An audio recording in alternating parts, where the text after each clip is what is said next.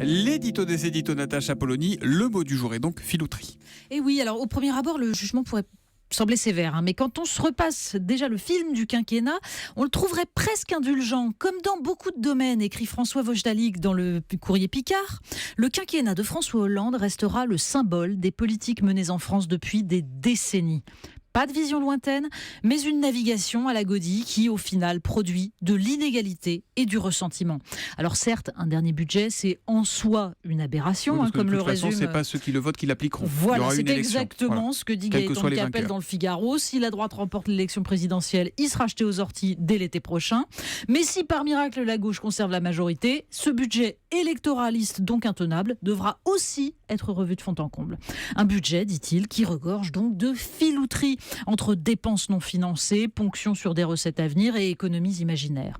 Dans ce monde merveilleux de 2017, résume Sébastien Lacroix dans l'Union, les impôts baisseront pour 5 millions de ménages de classe moyenne.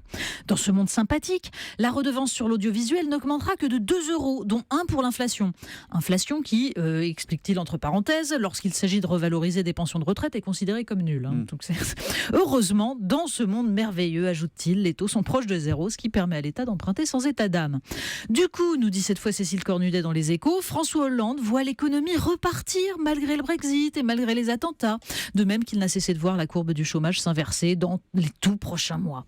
Au final, conclut Sébastien Lacroix, autant ne retenir que la suppression de la taxe sur les boues, au moins c'est du concret. Oui, parce que les boues étaient taxées, figurez-vous. Enfin, l'épandage des boues, pour être exact, et on ne parle pas du spectacle que nous offre cette campagne, entre règlement de compte et budget, donc grand guignolesque et filou. L'édito des éditos de Natacha Polony, qu'on retrouve évidemment tout à l'heure à 8h30 pour la revue de presse. À tout à l'heure, Natacha.